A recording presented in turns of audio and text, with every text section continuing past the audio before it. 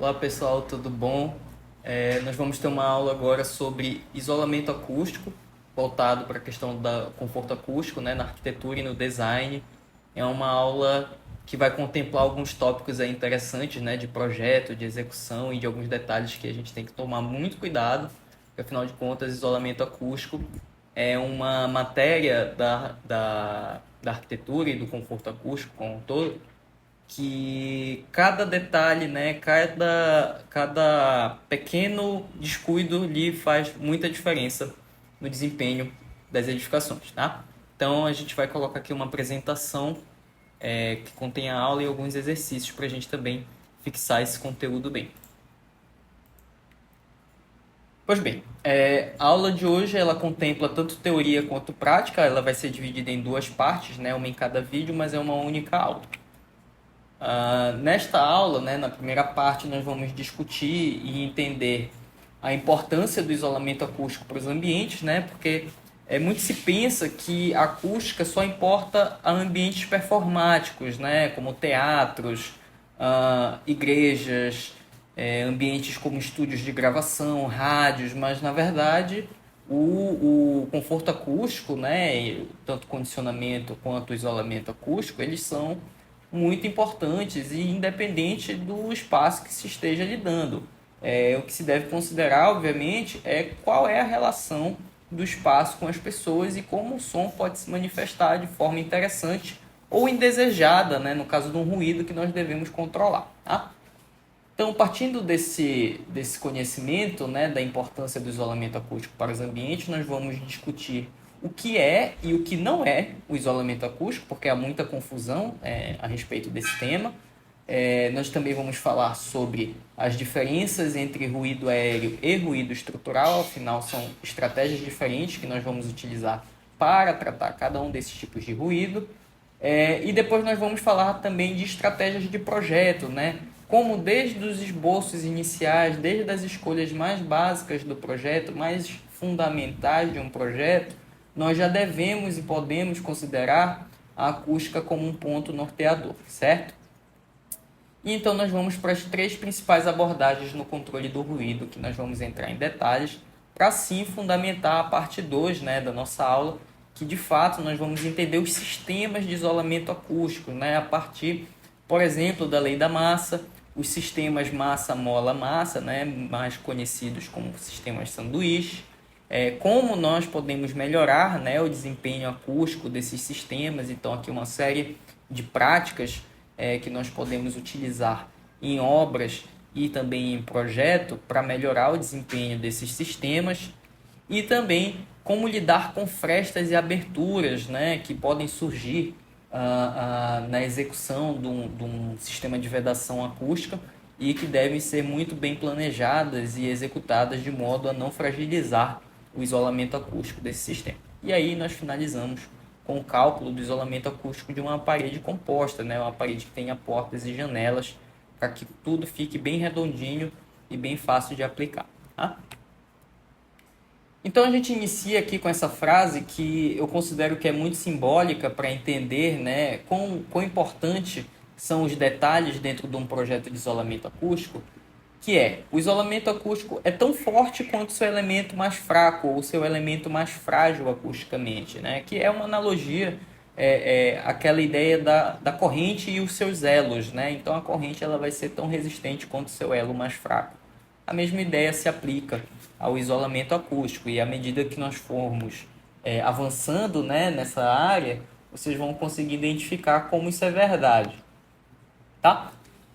Então, afinal de contas, o que é o isolamento acústico, né? Por que a gente traz isso? Porque há muita confusão sobre o que é, o que não é. Às vezes você vai pesquisar na internet uma solução de isolamento acústico e tem gente falando sobre outras coisas que nada tem a ver.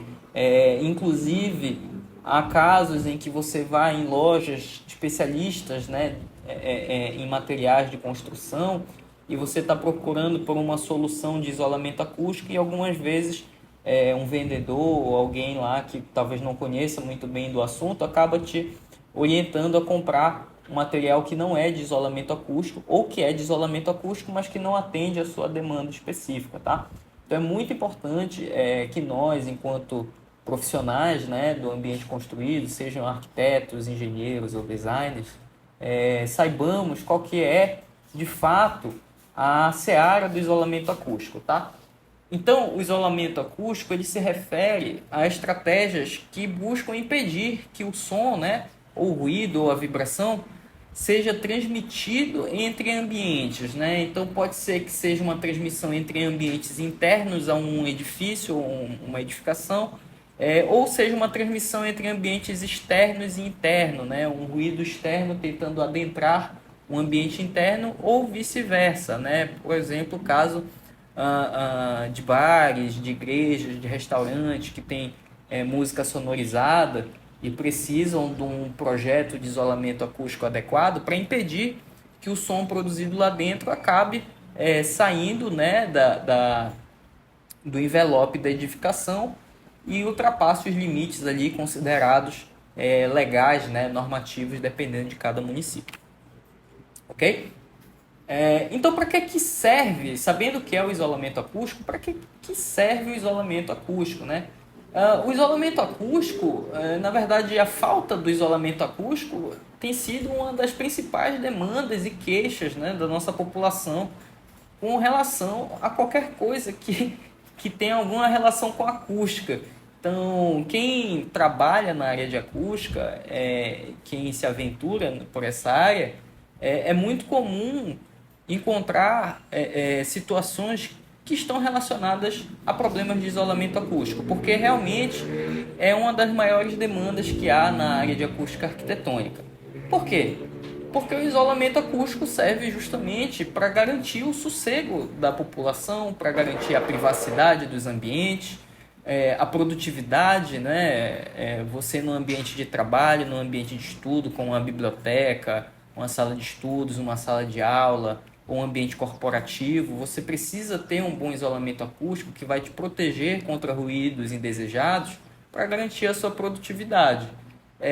E também a questão da legalidade, né? A questão de ser um empreendimento que está de acordo com o que prescreve a lei, no que diz respeito a questões de emissão sonora, né? Então o isolamento acústico ele também é fundamental para garantir a lei e a ordem. Perfeito? Então, aqui alguns dados que são interessantes para a gente se sensibilizar com relação a isso. Por exemplo, 64% dos funcionários, de acordo com uma pesquisa que eu acabei esquecendo de colocar aqui a referência, mas eu vou deixar na descrição do vídeo, 64% dos funcionários estão insatisfeitos com a acústica em seu ambiente de trabalho. Ou seja, é algo que incomoda muito mais da metade, né, das pessoas que estão ali nas suas horas de trabalho, né, lidando com a pressão do trabalho, lidando com diversas outras coisas e ainda tem de lidar com a questão da acústica que não tem qualidade, né, no seu ambiente de trabalho. Então, é algo que impacta diretamente na saúde, na produtividade e no bem-estar da população. E ainda nessa vertente, né, por exemplo, aqui no estado do Pará, de acordo com a Secretaria de Segurança Pública e Defesa Social do estado, as denúncias de ruído com relação à poluição sonora, né, aumentaram em 30% em comparação ao ano passado, de 2023. Então, além da população estar ainda mais conscientizada, né, mais exigente com relação aos seus direitos, a gente também percebe que há um aumento dessas denúncias que muito provavelmente está relacionado também ao aumento da poluição sonora, né? Então, o isolamento acústico ele entra como uma forma de nós protegermos as pessoas desse tipo de situação que traz diversos problemas à saúde, né? Como aqui está exemplificado, a insônia, e que pode causar estresse e, eventualmente, doenças cardiovasculares. E o que não é o isolamento acústico, né? Para que não haja nenhum tipo de confusão, porque, como eu mencionei anteriormente, há diversas situações em que nós vamos fazer uma pesquisa para um projeto, ou nós vamos procurar referências e acaba que nós nos deparamos com informações equivocadas a respeito de soluções e materiais de isolamento acústico, tá? Então, muitas vezes o isolamento é confundido com condicionamento acústico, que é uma outra área também complementar da acústica, que está relacionada àquelas estratégias cujo objetivo é justamente trazer mais conforto ao ambiente interno, seja através da redução da reverberação, para a melhoria da qualidade do som, como, por exemplo, em ambientes de auditório, de fala, como igrejas, ambientes para música, que você quer ter mais nitidez, que você quer ter mais qualidade, mais clareza, mais definição, mais inteligibilidade de fala para aquele espaço, você vai adotar estratégias e medidas de projeto relacionadas ao condicionamento acústico, que é diferente do isolamento acústico, como nós já vimos, que são as estratégias para impedir a transmissão do ruído e da vibração, tá? Então é muito importante que a gente saiba essa diferença, porque afinal de contas, soluções de isolamento acústico, em termos construtivos mesmo, elas são bem diferentes do que as soluções de condicionamento acústico, tá? Então, o isolamento ele tem a função de impedir a passagem do som, enquanto o condicionamento ele tem a função de melhorar a qualidade do som para trazer mais conforto para o ambiente. Tá?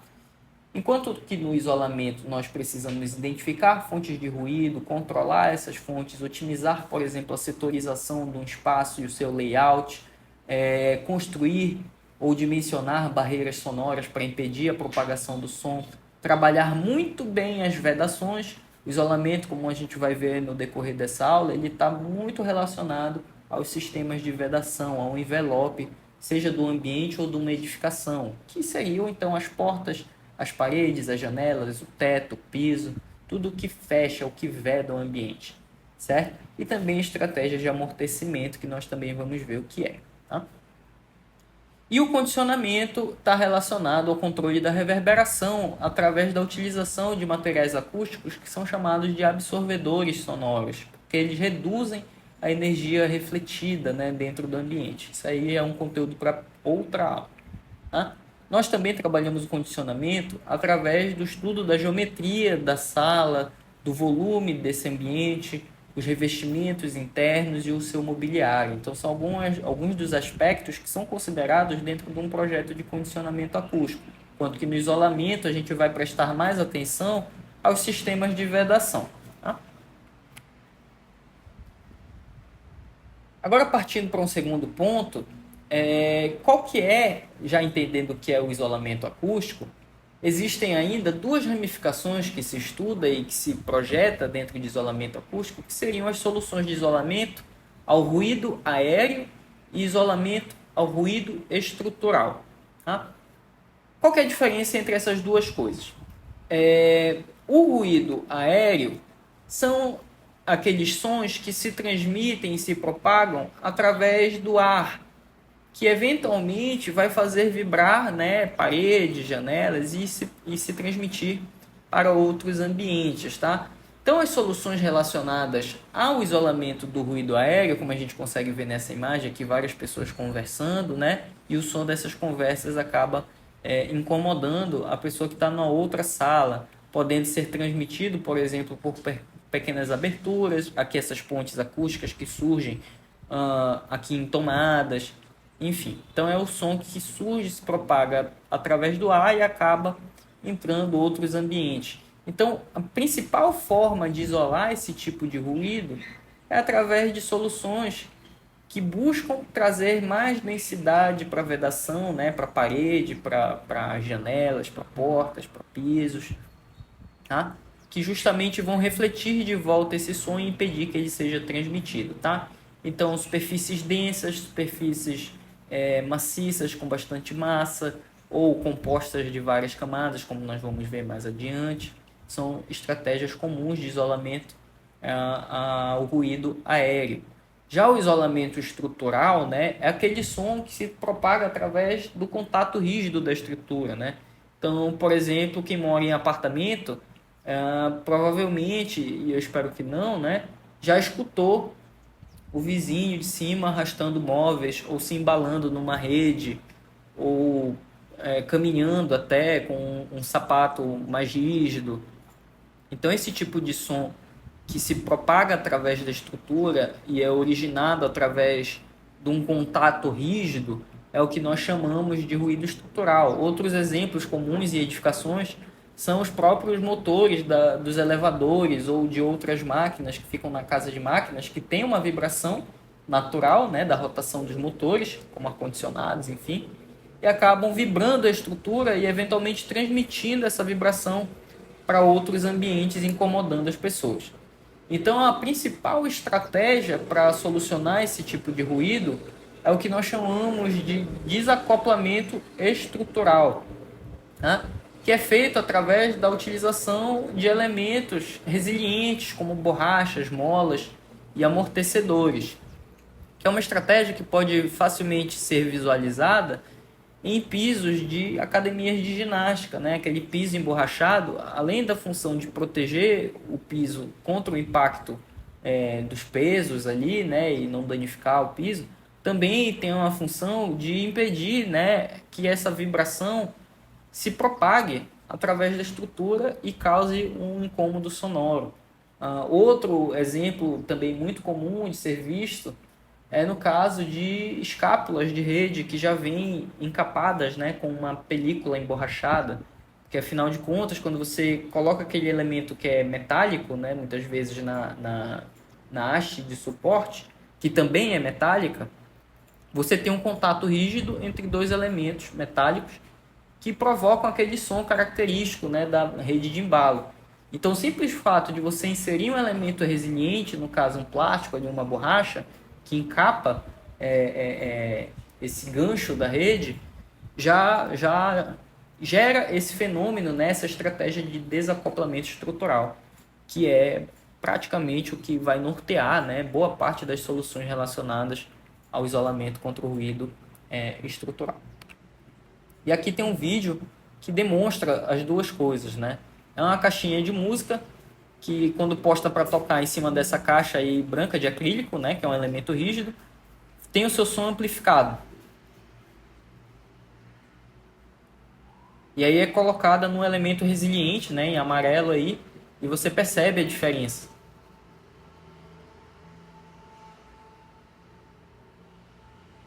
E agora nós temos o elemento vedando, que seria uma solução de vedação ao ruído aéreo, né? Então as duas estratégias elas se complementam, tanto a estratégia de isolamento ao ruído estrutural quanto a estratégia de isolamento ao ruído aéreo, certo? Então vocês puderam perceber através do vídeo que o isolamento ao ruído estrutural é esse elemento resiliente, né, que impede a propagação da vibração que acontece nessa caixinha de música através desse elemento de acrílico rígido.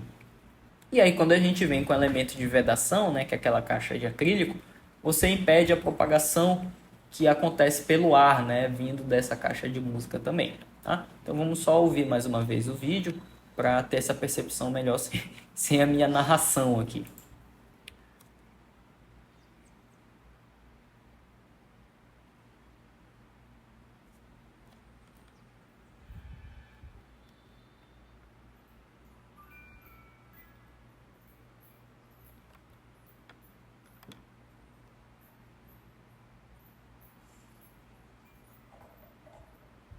Acho que estava sem o som, né? Deixa eu voltar aqui, pegar o som desde o começo.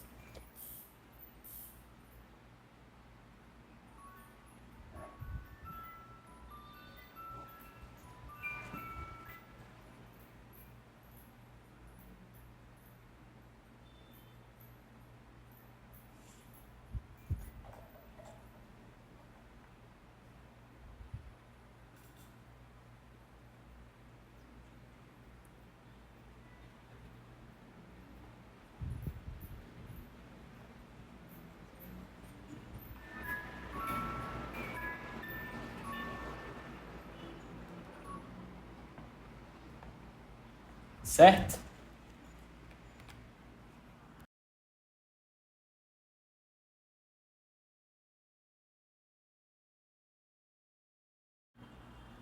Bom, agora nós vamos fazer um breve exercício de fixação aqui, que a ideia é tentar pegar tudo isso que nós discutimos até agora e colocar em situações práticas, né? Porque uma das etapas mais importantes dentro de um projeto acústico é justamente você conseguir identificar o que é isolamento e o que é condicionamento.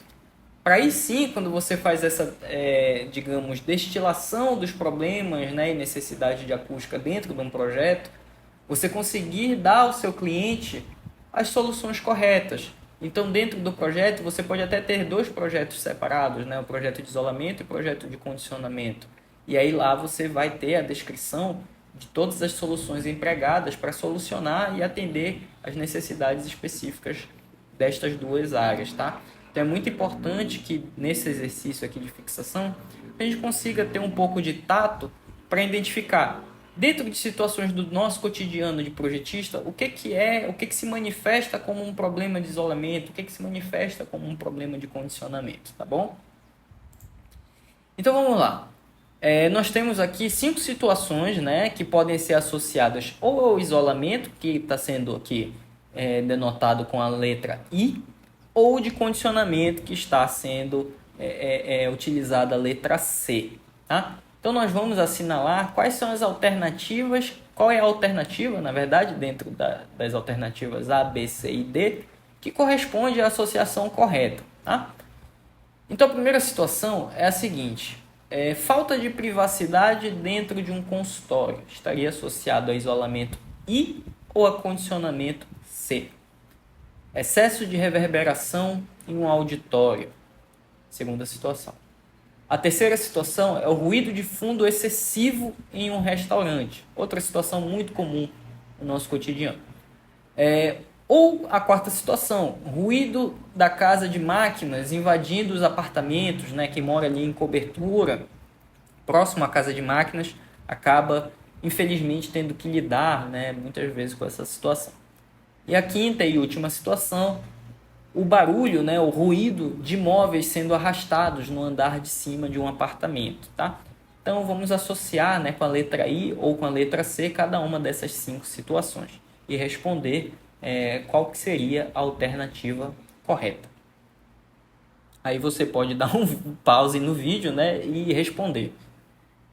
Mas nós já vamos aqui, né, cuja resposta correta seria a alternativa C de casa, né, ou C de condicionamento acústico. Então, a primeira situação, falta de privacidade dentro de um consultório, né, uma situação infelizmente comum, né, quem vai a consultórios de psicologia, que você precisa ter ali um sigilo da conversa, da privacidade, até para que a pessoa, o paciente, né, consiga manifestar ali, expor e conversar, né, com o profissional de maneira genuína, de maneira honesta. É muito importante ter essa privacidade, que só é possível através do isolamento acústico. Tá? Lembra que nós estamos tentando impedir a passagem do som entre ambientes, né? Então a falta de privacidade está relacionada a isso. O excesso de reverberação em um auditório, que provoca um problema chamado falta de inteligibilidade da fala. Então, quando eu tenho muita reverberação dentro do auditório, as coisas acabam ficando emboladas, né? O som não fica tão nítido, as palavras ficam difíceis de compreender. Então, este problema está relacionado ao condicionamento acústico, como nós vimos, que são estratégias relacionadas, né, que buscam trazer mais qualidade do som, mais conforto, mais clareza e mais definição. Então, esse é um caso clássico de condicionamento acústico. A terceira, ruído de fundo excessivo em um restaurante, também está relacionado ao condicionamento acústico. Apesar de nós estarmos falando aqui de ruído, uma forma comum de você reduzir, né, amenizar a intensidade desse ruído de fundo, por exemplo, de conversas, de talheres, enfim, risadas em ambientes como restaurantes, house, etc., é através de estratégias de condicionamento acústico que vão absorver uma energia sonora considerável desse ruído de fundo e tornar mais limpo o som, né? Então a gente não está aí impedindo o som de entrar no restaurante. Na verdade, o som está dentro do restaurante sendo produzido ali dentro.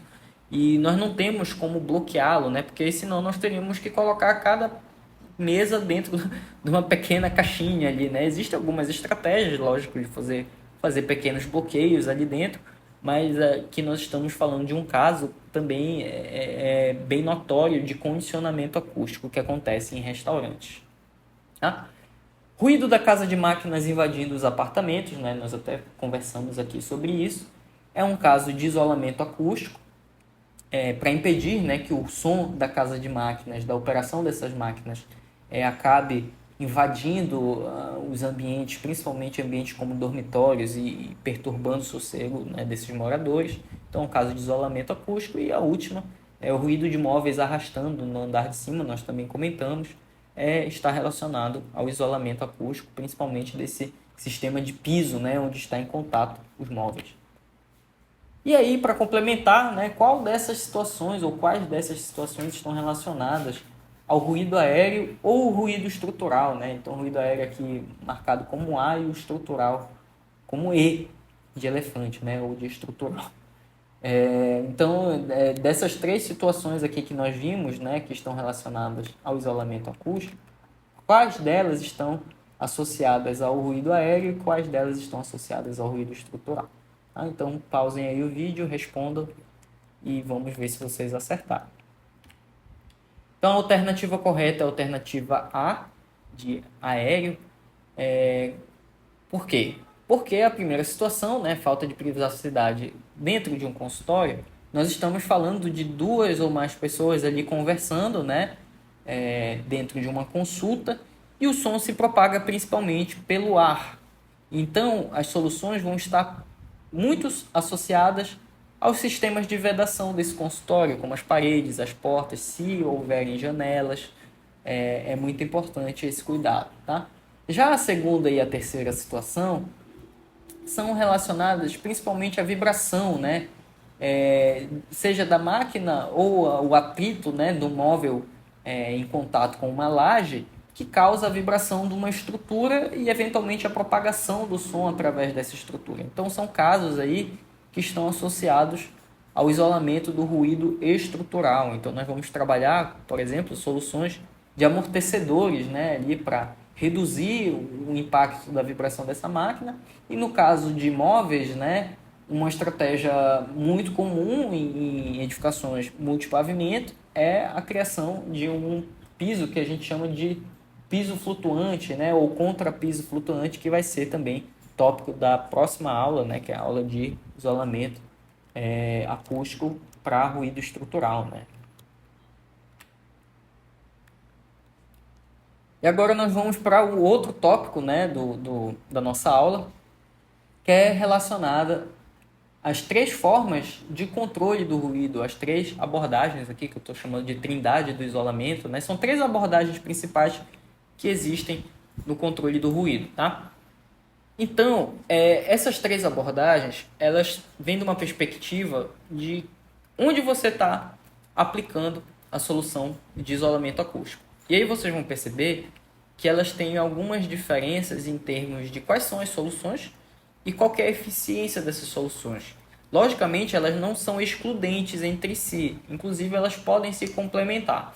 Então, depende do profissional, né, analisar caso a caso e ter essa compreensão de qual solução, né, qual abordagem ou quais abordagens vão ser as mais interessantes para solucionar o problema do isolamento acústico. Bom, vamos lá. As três abordagens são o isolamento da fonte de ruído, o isolamento no meio de transmissão ou o isolamento no receptor. O receptor é aquela pessoa que vai sentir, né, aquele ruído, que vai ouvir aquele ruído. Tá? Então, a fonte, o meio de transmissão ou o receptor. Normalmente, nós trabalhamos no meio de transmissão do ruído, né? Mas nada nos impede também de especificar soluções para fontes ou soluções para o próprio receptor. Exemplos. Vamos lá. Pensando no caso da casa de máquinas, né? Dos apartamentos lá, da cobertura, né? A pessoa pagou uma nota para morar na cobertura e está ali tendo que lidar o dia inteiro com o elevador subindo e descendo e tendo que ouvir esse ruído, tá? Então, a fonte do ruído é o motor, né, a casa de máquinas ali que controla a subida e a descida desse elevador. Uma forma de controlar o ruído na fonte poderia ser, por exemplo, trocar essa máquina por uma máquina menos ruidosa. Ou eu inserir um sistema de amortecedores que seja calculado e dimensionado para justamente amortecer a vibração desse motor e impedir que essa vibração seja transmitida para a estrutura da edificação. Correto? Então, essas são algumas formas da gente atuar na fonte do ruído. No meio de propagação, né, que é onde a gente costuma trabalhar com mais frequência. Por exemplo, este motor dos elevadores, né, essas máquinas, elas estão dentro do ambiente chamado casa de máquinas. Trabalhar o isolamento acústico no meio de propagação, por exemplo, seria um caso de eu melhorar ou projetar e construir elementos de vedação ali nessa casa de máquinas que sejam mais aptos a isolar o ruído produzido por essa casa de máquinas, né? por esses motores, etc. Então, trabalhar, por exemplo, com um sistema de paredes ali mais robusto, um sistema de piso que traga um amortecimento, como eu mencionei anteriormente, o sistema do piso flutuante. Para além da questão da casa de máquinas, os próprios apartamentos podem ter um isolamento acústico melhor. Nós vamos ver mais adiante na questão de normas, né? Tanto a NBR 15575 quanto a NBR 1051, nós vamos ver. Mas a NBR 15575, que é a norma de desempenho, ela, por exemplo, fala não, né? Ela prescreve algumas coisas com relação ao se o ambiente está próximo a áreas comuns, né? Então você vai tomar mais cuidado com esses ambientes, né? Essas habitações, essas unidades habitacionais que estão próximas a essas áreas que são potencialmente ruidosas, tá? Então nós podemos muito bem trabalhar soluções de isolamento acústico nesses meios de transmissão do som, tá? E por fim, no receptor. Então, basicamente, eu poderia chegar com os moradores desse apartamento que estão se sentindo incomodados e sugerir a eles que coloquem um protetor auricular. Seria agradável? Provavelmente não, né? E muito menos útil, né? Porque senão a pessoa não ia nem poder se comunicar dentro de casa ou, enfim, usufruir do seu ambiente de trabalho.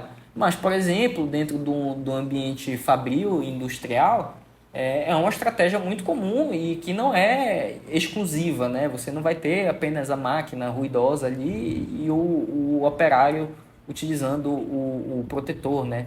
Mas, na verdade, você tem um conjunto de soluções, né, que aborda essas três vertentes, né, de controle do ruído para garantir o conforto, né, e, logicamente, a saúde, né, das pessoas.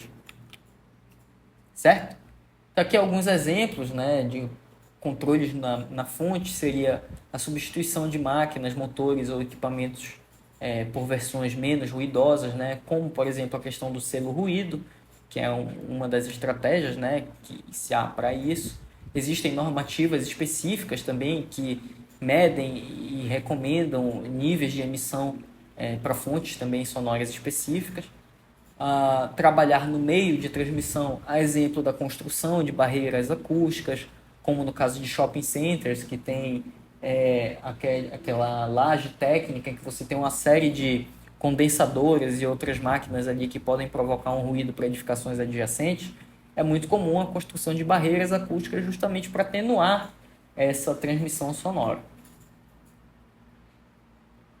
Estratégias, por exemplo, como as antessalas. Quando você vai a um cinema ou a um teatro, é bem comum que tenha uma sala antes da sala principal de cinema, por exemplo. Este ambiente de transição, em que você abre uma porta, fecha essa para aí sim abrir a próxima, é uma estratégia extremamente eficiente para você ter um bom isolamento acústico e evitar problemas, como, por exemplo, no caso de uma boate, né? Que a cada 10 minutos uma pessoa entra ou sai para fumar um cigarro ou para conversar, e aí acaba que aquele som que fica surgindo de vez em quando incomoda muito mais do que um som constante, né? Então a antessala é uma estratégia, né, de setorização do ambiente, digamos assim, que faz muita diferença e não envolve necessariamente uma especificação de material, mas é algo que vem desde o esboço, né, do projeto, certo? Utilização de materiais de absorção sonora dentro desses ambientes também é uma estratégia útil, porque eles ajudam a reduzir o nível sonoro. Então, muito comum em casa de máquinas você ter todas as paredes praticamente revestidas com lã acústica, para você justamente reduzir o nível sonoro ali dentro, tá? E a estratégia mais simples e básica da história, né, do isolamento acústico é basicamente você distanciar a fonte sonora do receptor. Então, quanto mais distante esses dois estiverem, melhor e menos dinheiro você vai ter que gastar, né? Menos esforço você vai ter que empreender para solucionar problemas de isolamento acústico, tá? E por fim, no caso do receptor, seria a utilização de equipamentos de proteção individual e ou proteção coletiva, certo? Aqui nós vamos entrar em algumas diretrizes gerais, né, de isolamento acústico, e aí nós vamos falar mais especificamente de como o projeto pode ser feito de uma maneira que, sem necessariamente entrar nas partes de especificação de materiais, nós já tenhamos um projeto arquitetônico, um desenho arquitetônico que valorize questões acústicas, né? Então a acústica ela pode ser um ponto de partida dentro do nosso desenho, que estão associados, por exemplo, à escolha do terreno e a questões como a setorização e o layout, né? Que muitas vezes a gente sequer está pensando ainda em acústica aí, né? Penso que vou começar a pensar em acústica quando eu vou escolher revestimentos. Quem trabalha com acústica é acostumado até, infelizmente, a ser chamado para prestar consultoria ou quando a situação já está feita, né? Já está tudo construído e o problema foi identificado, ou quando já está numa etapa de obra em que tudo já foi projetado, já está tudo construído e você tem que entrar lá para basicamente dizer qual que é o revestimento que tem que ser utilizado ou se o que foi especificado dentro do projeto está correto. Quando na verdade o consultor de acústica ou o próprio profissional de arquitetura e engenharia que tem esse cuidado com a acústica já deveria estar presente no projeto desde a escolha do terreno, e nós vamos ver por quê. Aqui é um recorte de uma tabela da normativa brasileira NBR 10151, que fala sobre níveis sonoros em áreas habitadas, né? Eu recomendo a leitura, é uma norma bem importante dentro da área de acústica, certo? Mas o que tem de importante aqui, né, nessa tabela que nós estamos vendo aqui? Ela mostra para a gente, por exemplo, como a depender da área ou da zona, né, que nós estamos lidando dentro do espaço, seja urbano ou rural, como a lei, no caso do CONAMA, entende o que pode ser considerado um nível tolerável, né, um nível sonoro recomendável para de dia ou para de noite, né? Então, por exemplo, se nós pegarmos aqui a primeira linha, que fala sobre áreas residenciais rurais, áreas de residências rurais, você tem um nível recomendado durante o dia que é de 40 decibéis. E à noite esse nível ele é ainda mais exigente, né? Passa para 35 decibéis. Por quê? Porque entende-se que numa área rural não há grandes fontes de ruído, como nas áreas urbanas. E no caso da diferença para manhã e de noite, há um entendimento de que à noite as pessoas estão no seu momento de repouso, de descanso. Então, o conforto acústico, né, o sossego é ainda mais importante nesses momentos. E essa lógica, ela de dia e noite, né, ela vai se replicar a todas as outras zonas, né, todas as outras áreas. Ora, então nós saímos aqui de áreas residenciais rurais e passamos a áreas residenciais urbanas, com a presença, por exemplo, de hospitais ou escolas, né? Então nós estamos falando ali daqueles bairros estritamente residenciais que tem um hospital ou que tem uma escola. Então o cuidado ele é importante também aqui nesse caso, porque você está lidando com o ambiente em que as pessoas estão morando, né? Então é importante ter um sossego. No caso de hospitais, a pessoas que estão ali enfermas ou que precisam, né, de maior tranquilidade para se recuperarem. Então, são situações mais sensíveis. Da mesma forma, escolas, né, onde o ruído pode perturbar o funcionamento, né, a educação, o ensino e a aprendizagem. Tá? Daí nós passamos para áreas mistas, né, que aí você já pode ter comércio, residências, né? Então percebam que vai aumentando a régua aqui com relação ao que é exigido em termos de níveis sonoros, né? Então quando eu já tenho áreas de comércio, a lei entende que é natural que se haja mais ruído ali nesses ambientes. Então ela é um pouco menos exigente. Quando a gente já vai para áreas que são predominantemente comerciais ou administrativas, e aí você já tem uma permissividade maior, né, de 60 decibéis durante o dia e 55 durante a noite, até chegar em áreas predominantemente industriais, né, onde você vai ter fábricas, indústrias, oficinas, em que o ruído permitido ali chega à ordem de 70 dB, né, durante o dia e 60 durante a noite. Logicamente, entende-se que ali não há residências, portanto, não há tanta preocupação em incomodar a vizinhança, já que você está num contexto ali e que o ruído ele naturalmente é presente. É importante ressaltar que isso não exime, por exemplo, a indústria de se importar com os seus funcionários, né? Existem outras leis e normas, como as normas de segurança do trabalho, que vão trazer suas exigências específicas para proteger o trabalhador, né, de condições insalubres envolvendo o ruído e outras condições, certo? Agora, vendo a NBR, na verdade está até errado aqui, é 15575, tá? É a NBR que diz sobre desempenho de edificações, né? Vários critérios de desempenho, um deles é o desempenho acústico, tá? Então, também recomendo a leitura, né? Uma norma muitíssimo importante para a construção civil, para a arquitetura de modo geral. Ela traz em uma das suas tabelas um conceito que chama classe de ruído, que pode ser classe 1, classe 2 ou classe 3.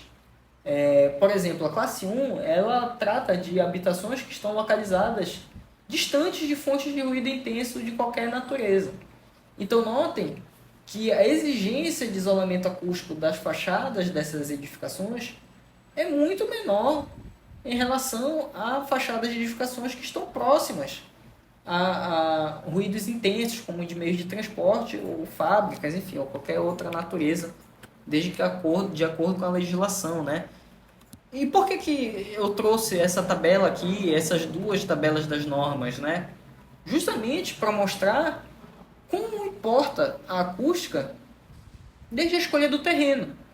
Porque, por exemplo, se eu escolho construir uma igreja ou um bar num terreno que fica dentro de um bairro residencial, eu vou ter que estar ciente de que a exigência legal com relação à emissão de níveis sonoros ali é maior do que se essa igreja ou se esse bar estivesse presente numa área mais comercial ou mais industrial, enfim, uma área de manifestações culturais ou coisas do tipo, do que numa área residencial ou numa área que tem escolas e hospitais, certo?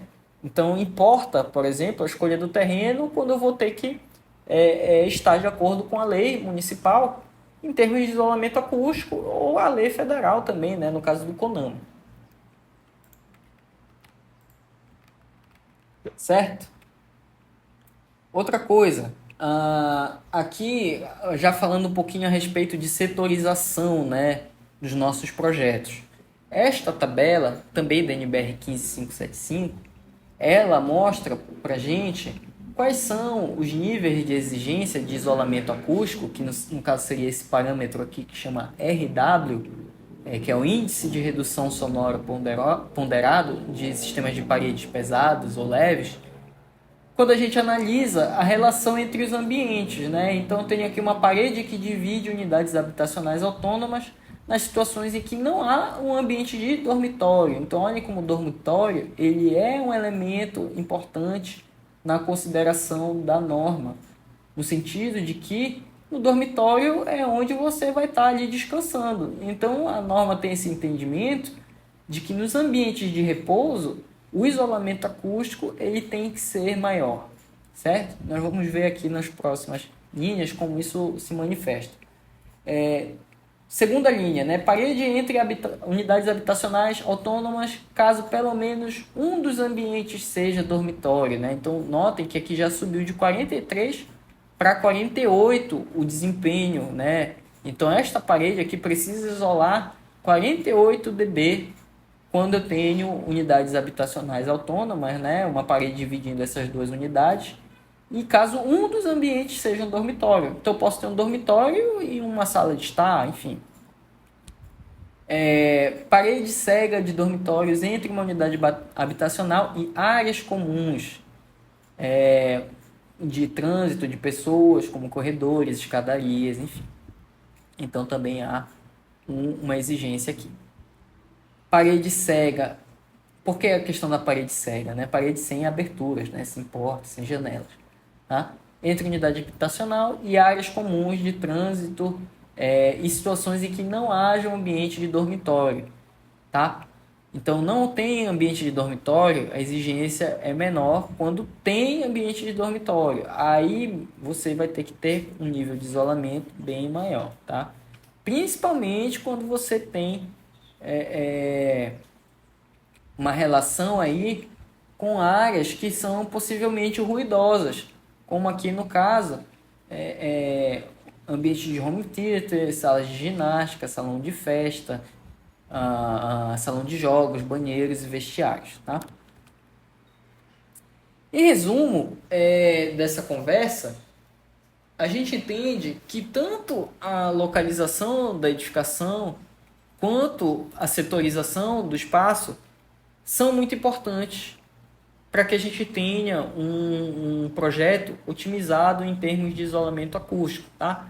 Então, como vocês puderam ver, eu escolher o terreno vai ter uma influência, por exemplo, em como a minha fachada vai ser construída para conseguir resistir aos ruídos que tem ali de vizinhança.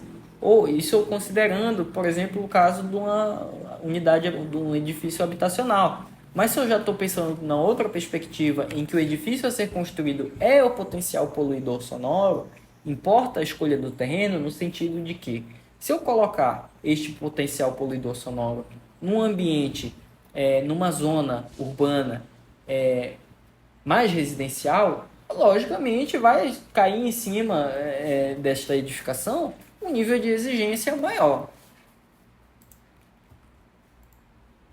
E aí, para a gente finalizar esse tópico, né, um breve exercício aqui de fixação dessa última parte de conteúdo aqui, com relação às abordagens que nós vimos. Né? Então, há 3 abordagens principais de controlar o ruído, seja ele na fonte F, no meio M ou no receptor R.